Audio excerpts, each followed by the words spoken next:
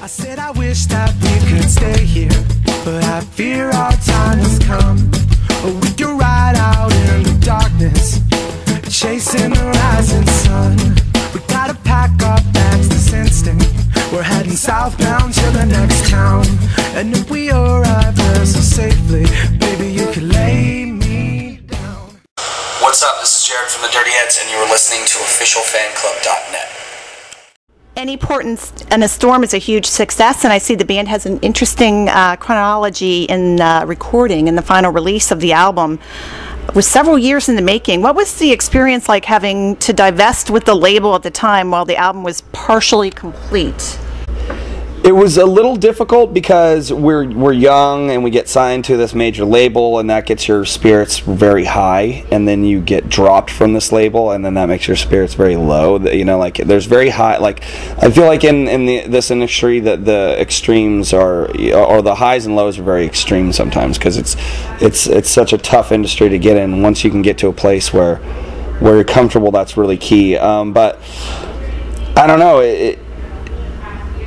We just still believed in what we had, and we knew what we had was, you know, we knew what we had was good, so we just kept working at it and kept in believing in ourselves and finished everything, and then we had a #1 record-breaking song. So I mean, it's fun to be able to prove a big old money-hungry label pretty much right or wrong, you know. And that #1 song is Lay Me Down. Yeah, featuring Sublime. Featuring Rome. It was Rome Ramirez, and he actually, after we wrote Lay Me Down, met up with the guys from Sublime and ended up being their new singer. It's getting a lot of rotation. #1 is a definite sweet spot on the album. How did you hook up with Rome? He's just a buddy. He actually was just this kid that was coming into the studio. We were just friends. We worked in the same studio in Newport Beach, and he would come in and mess around, and he had the same style of music, and we became close friends, and we were sitting in the backyard of Dustin's house. We just said, hey, let's write a song, we'll probably put it on the next album or something like that, and it got to radio and then blew up from there. Billy Preston collaborated on songs. He was like rock and roll royalty. He was like a legend. Like, I don't even understand how we got him on the album. Like, he said yes to it, and I was just like, why? Like, why? And he was like, because I like the songs.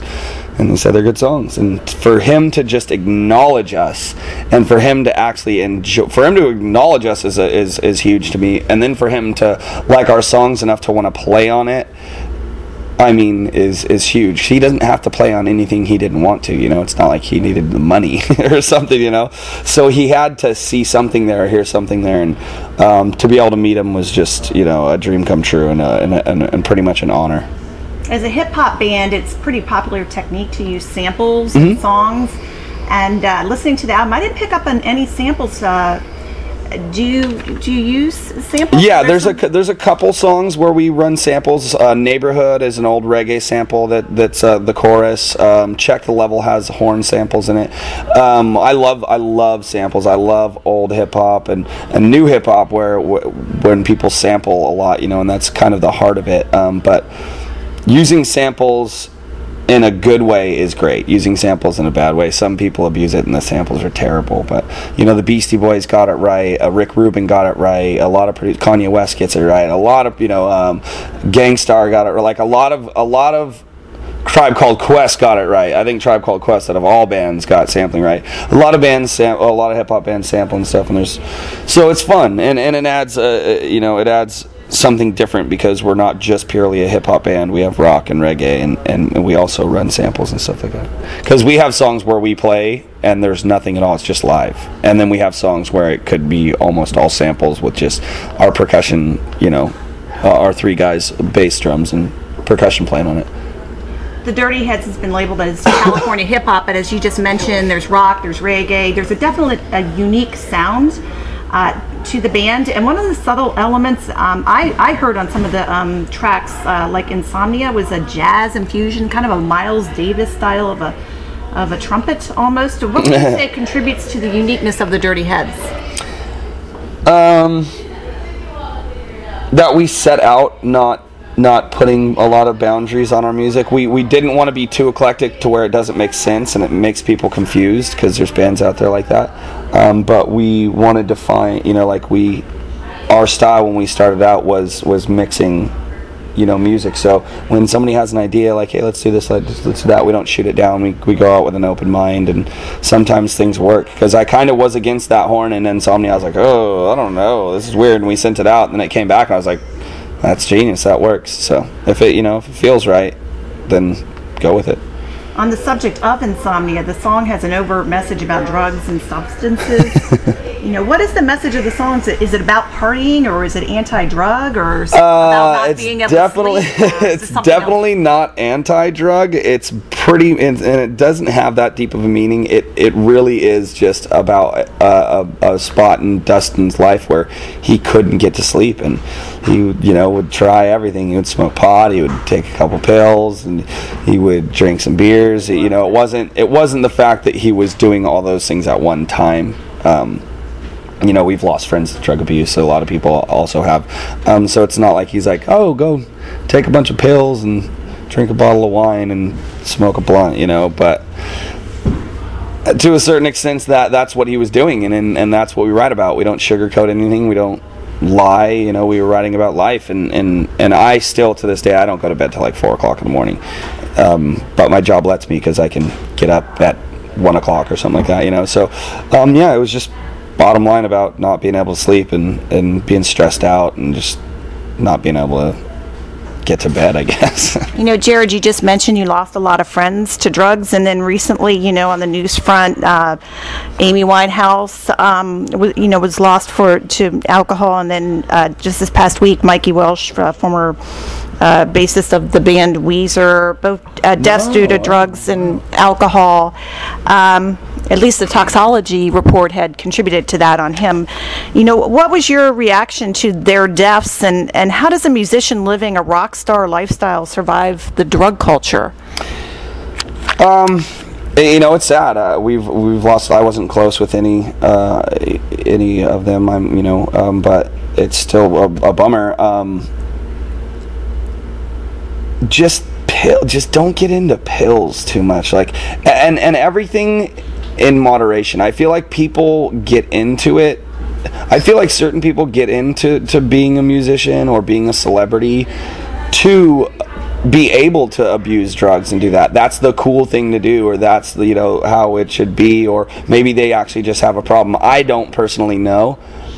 We have a very tight group of guys, and we are like family, and if anything ever did get out of hand, we would definitely check the guys. And after, I don't know how they do it, after years and years and years of touring, it takes a toll on your body. So now we actually stay pretty healthy. We definitely party, but I think everything in moderation. It's like, you gotta not look at yourself as, oh, I'm a celebrity, I'm in a band, I can do this, I can drink every day, I can do that. It's like, this is a job. You're taking money out of people's pockets to come to your show every night and to watch you play. And if you're all fucked up and you're not going to put on a good show, that's just asshole. So we stay pretty good. We definitely party, and that's definitely our vibe, but everything in moderation, Believe is an amazing song, positive vibe and message. The video's awesome, and I love the shots of the audiences, in different venues, and everyone's chanting the chorus. And in the lyrics, it mentions late guitar legends Stevie Ray Vaughan and Jimi Hendrix.